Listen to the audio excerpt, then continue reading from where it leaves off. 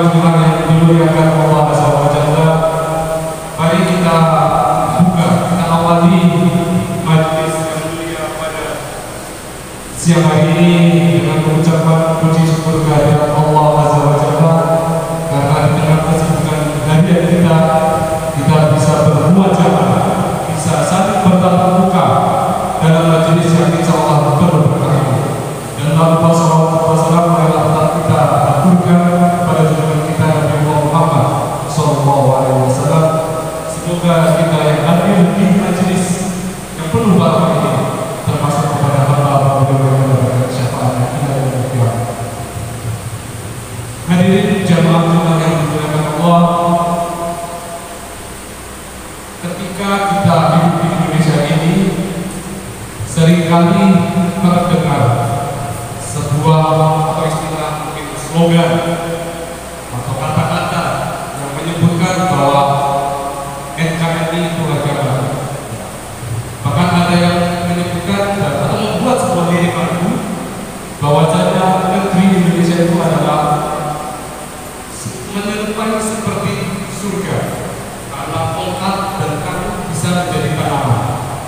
Yang bahasa perbulan ini, bahasa majas ini ingin menunjukkan kepada kita bahwa apapun yang tertanam di bumi Indonesia, apapun itu jenisnya akan berbuah dan besar. Istilahnya mungkin memberikan keberkahan bagi orang-orang di sekitar. Atau contoh awal ini, dua contoh yang paling disebutkan di awal ini. Motif hanya ingin memperkuat, ingin menyampaikan bahwasanya apakah Indonesia ini betul-betul menjadi negeri yang berberkah, negeri yang katanya tongkat dan kayu bisa menjadi tongkat dan kayu bisa menjadi tanaman, bisa memberikan kehidupan bagi orang sekitarnya. Yang katanya NKRI itu agama ini. Apakah itu istilah-istilah yang mungkin terdengar ketika ini? Perlu digarisbawahi jemaah-jemaah yang berbahagia. Tidak salah kita merupakan negeri kita menjadi negeri yang penuh berkah, negeri yang katanya baldatun thayyibatun wa rabbul ghafur, negeri yang baik, baldatun thayyibatun wa rabbul ghafur, dan Allah selalu memberikan ampunan kepada orang yang hidup di dalamnya. Apakah Indonesia ini termasuk? Sekali lagi jemaah Allah sudah menyampaikan di dalam Al-Quran, tepatnya di surat Al-Balad. Di surat Al-Balad ini Allah menyampaikan kepada kita negeri yang betul-betul diberkahi, yang di dalamnya penuh keberkahan. Itu bukan Indonesia, tapi para mufassir ketika membedah dari surat Al-Balad ini, khususnya di ayat pertama, negeri yang penuh berkah itu adalah negeri Mekah.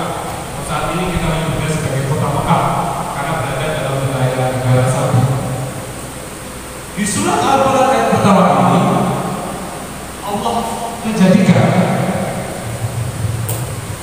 sumpahnya menggunakan perantara, yaitu kota Mekah atau negeri Mekah. Tentu saja Allah Azza wa Jalla tidak menjadikan perantara sumpahnya hanya menggunakan benda-benda yang remeh-remeh. Tidak kita temukan kalau kita baca bahasa, kita baca Al-Quran, tidak temukan Allah bersumpah dengan alas kaki, dengan kopiah dan lain sebagainya. Tapi perantara yang dijadikan oleh Allah itu selalu memberikan efek deterrence bagi korban. Salah satunya yang kita bahas dalam kesempatan yang sangat ini adalah Al-Balad dalam hal ini adalah negeri Mekah. Di ayat pertama Allah Azza wa Jalla menegaskan la uqsimu bihadzal balad. La di sini bukan la nahi, bukan la tidak. Kalau belajar bahasa Arab, tapi la di sini adalah taukid, penegasan. La uqsimu bihadzal balad. Saya bersumpah dalam hal ini Allah dengan balad, dengan negeri ini. Apa itu negeri Mekah? Apa buktinya? Negeri Mekah itu negeri yang diberkahi. Itu banyak di Al-Quran yang Allah menyampaikan firman. Namun karena di kesempatan singkat,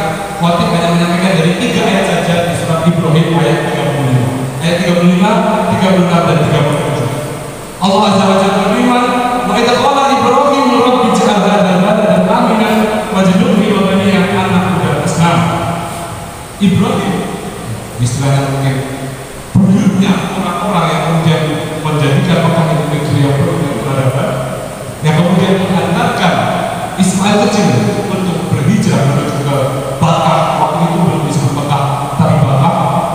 Nabi Ibrahim berdoa kepada Allah, ya Allah, jadikan negeri ini, dalam hal ini Mekah, menjadi negeri yang aman dan jauhilah anak dan beserta cucuku daripada penyembahan berhala.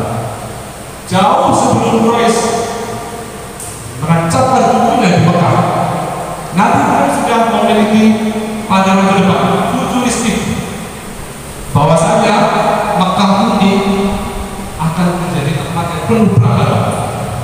Kita tahu kemudian ada surat di surat Al-Fil, pernah Mekah juga akan diserang oleh Raja Abraham dari Yaman. Mekah ini aku doakan supaya anak cucu kelak, termasuk kita, hamba Allah yang beriman, jangan sampai kita menyembah berhala. Nabi Ibrahim sudah mewanti-wanti keturunannya, sudah mewanti-wanti Ismail, nah jangan kau menyembah berhala. Kemudian di surat Ibrahim ayat 36, Rabbi innahunna adlalna katsiran minan nas faman tabi'ani fa innahu minni wa man 'asani fa innaka ghafurur rahim. Ya Tuhanku, ya Rabb, sesungguhnya berhala-berhala itu telah menyesatkan kebanyakan daripada manusia, maka barang siapa yang mengikutiku, sesungguhnya orang itu termasuk golonganku. Dan barang siapa yang mendurhakaiku, maka engkau Maha Pengampun lagi Maha Penyayang. Nabi Ibrahim bukan orang yang mudah baper. Ketika tidak ada yang ikut dengannya, tidak tauhidnya, hanifnya, tidak salah. Abu Nabiya, bapaknya para nabi ini berhati baja. Kalau kamu ikut saya, ikut dakwahku, ikut agamaku, kamu termasuk orang-orang yang mendapatkan ampunan. Tapi kalau kamu tidak termasuk golonganku, dikatakan bahwasanya termasuk golongan kepada siapa yang berhukum, maka semoga Allah mengampuni. Tidak ada kata-kata hinaan, tidak ada kata-kata umpatan, tidak ada kata-kata cacian jika kita pada waktu itu mungkin belum dicerahkan oleh Allah Jawa-Jawa. Kemudian di ayat yang ke-37, Nabi Ibrahim kembali berdoa, Rabbi inni askantu min dzurriyyati biwadin ghairin indal baitikal muharram. Rabbana yuqimus shalah faj'al afidatan minan nas kami ilaihim warzuqhum minat thamarati la'allahum yashkurun. Ya Rabb, ya Tuhanku, aku telah mendapatkan sebagian keturunan Ismail dari sini di lembah yang tidak ada tanam-tanaman di dekat Allah yang engkau hormati. Ya Tuhanku, ya Rabb, kami yang demikian itu agar mereka memberikan sholat, maka jadikanlah sebagian hati manusia cenderung kepada mereka dan berilah mereka rezeki dari buah-buahan, mudah-mudahan mereka bersyukur. Hadirin jemaah oleh Allah, ayat terakhir ini surat Ibrahim ayat 37 memberikan faidah, memberikan hikmah kepada kita. Kalau nanti kita jadilah sudah dewasa atau kita sudah jadi guru, kita jadi dosen, kalau ada anak kita, mahasiswa kita, keluarga kita merantau, katakan, yang diingatkan pertama adalah jangan lupa sholat. Nabi Ibrahim sudah mengatakan, jangan sampai kau lupakan sholat, jangan sampai kau tinggalkan sholat. Apakah yang lain tidak diingatkan? Tetap diingatkan. Tapi yang pertama adalah jangan sampai meninggalkan sholat. Selebihnya, jangan lupa makan, jangan lupa orang tua. Iya, tetap kita lakukan. Tapi yang pertama adalah jangan tinggalkan sholat. Kemudian di surat 33 ayat 37 ini, Nabi Ibrahim mendoakan agar Mekah menjadi negeri yang berkah. Dan kita tahu barangkali dari saudara kita pejabat yang ada di siang ini yang sudah pernah menunaikan umrah ataupun haji, tidak ada yang tidak ada di Mekah. Kita lihat sejauh kita memandang mungkin hanya gurun, tapi dari mana asalnya buah semangka? Dari mana ada buah pisang? Dari mana ada buah ini? Tidak masuk ke kamu. Nah, itulah Nabi Ibrahim, Abul Anbiya, imam beberapa yang mendoakan agar negeri yang mungkin dulu tidak ada kehidupan di dalamnya dan saat ini menjadi tempat yang mungkin kalau kita sudah pernah pergi ke sana, hati kita akan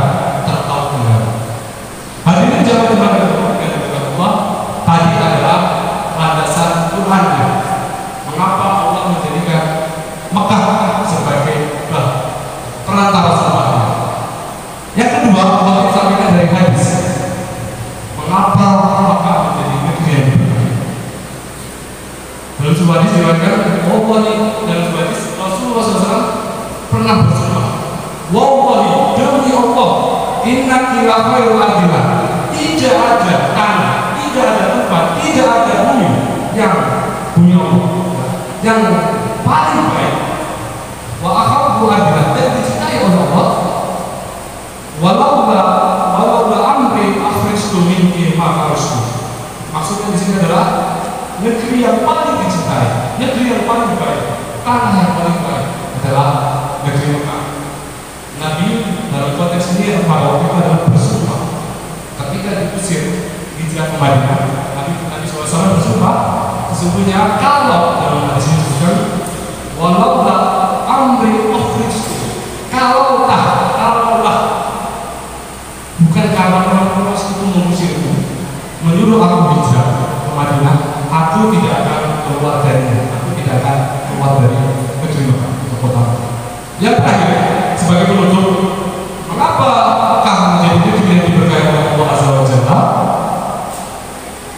Kita tahu di akhir zaman nanti Dajjal beserta pasukannya akan berkeliling dari satu tempat pindah ke tempat lain. Dalam hadis disebutkan ada dua tempat, ada dua daerah, atau dua kota, atau dua negeri yang tidak bisa dimasuki oleh Dajjal. Yang pertama adalah Mekah dan Madinah. Apa dasar? Apa dalilnya? Dalam sebuah hadis diriwayatkan, laisa min biladin illa sayatuhu Dajjal. Dajjal itu tidak akan bisa masuk ke dua wilayah ini, ila Mekah dan Madinah, kecuali Mekah dan Madinah. Laisa lalu iqabiha nakbul illa alaihi malaikat as-sakinah yahrusuha. Ketika Dajjal beserta pasukannya akan masuk di Mekah dan Madinah, Mekah dan Madinah akan dikelilingi oleh malaikat. Sebesar apa malaikat? Saya kasih contoh, malaikat Jibril. Kita sudah berikan imajinasi. Malaikat Jibril, satu sayapnya ketika dibuka, karena malaikat Jibril kita tahu memiliki sepasang sayap, satu sayapnya dibuka saja seperti burung, mungkin memekatkan sayapnya, saat panjangnya dari ujung barat dunia sampai ke ujung timur dunia, satu sayap saja. Silakan jamaah berimajinasi sebesar apa malaikat itu. Ketika malaikat Jibril saja sayapnya dibuka, panjangnya dari ujung barat dunia sampai ke ujung timur dunia. Terus bagaimana pertahanan kota Mekah dan Madinah? Tentu Dajjal hadir di tengah-tengah kita, tidak ada terlalu. Jadi pasti ada perintah. Kembali saya ajak jelaskan untuk berimajinasi. Di langit sana ada namanya Baitul Mahmur. Kalau ditarik garis lurus ke langit itu satu garis lurus dengan Masjidil Haram yang ada di Mekah. Baitul Mahmur ini seperti masjid karena malaikat dalam satu hari sholat 5 waktu subuh ketemu isya dari pagi sampai malam. Dalam hadis disebutkan jumlahnya ada 77.000 malaikat. Silahkan jamaah itu sendiri kalau sedang tidak ada kerjaan sejak penciptaan bersama Nabi di mana Baitul ada di situ. Silakan jamaah itu 77.000 sampai nanti datang hari kiamat. Itulah jumlah malaikat yang akan membentengi dan melindungi bermakna. Kemudian dalam hadis tadi dilanjutkan, Sumatan juga Madinah dan Rahmiyah ada pejabat. Kemudian Mekah dan Madinah akan berguncang gempa sebanyak 3 kali. Untuk apa? Wa'idzullahi kullu kafirin awalnya. Mulainya untuk mengeluarkan orang-orang kafir dan orang-orang kafir di dalam Barakallahu li wa lakum fil Qur'an wa nafa'ani wa iyyakum bima fihi min ayatin wa dzikril hakim wa taqabbal minna wa minkum tilawatahu innahu huwal ghafurur rahim.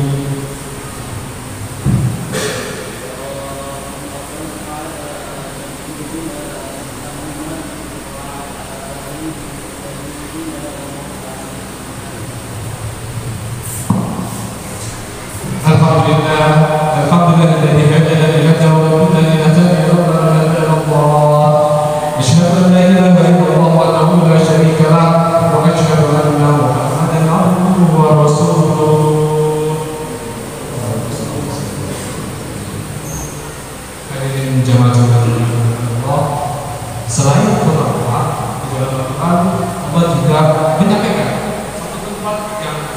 rezekinya terbaik.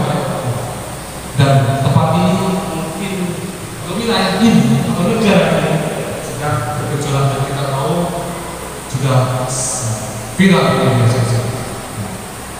Ada di surat Al-Isra ayat pertama, subhanalladzi asra bi 'abdihi lailan minal masjidil haram ilal masjidil aqsa wa alladzi barakna hawlahu linuriyahu min ayatihi. Allah memberkahi negeri Palestina. Marilah di kesempatan yang berdoa ini patut mengajak berdoa. Tidak ada yang bisa tidak kita lakukan. Kita tidak mungkin terjun ke medan perang.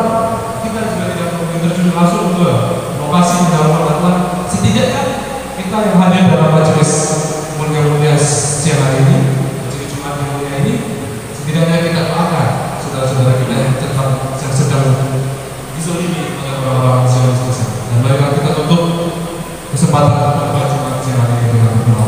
Inna Allaha wa malaikatahu yusholluna 'alan nabi ya ayyuhalladzina amanu shollu 'alaihi wa sallimu taslima.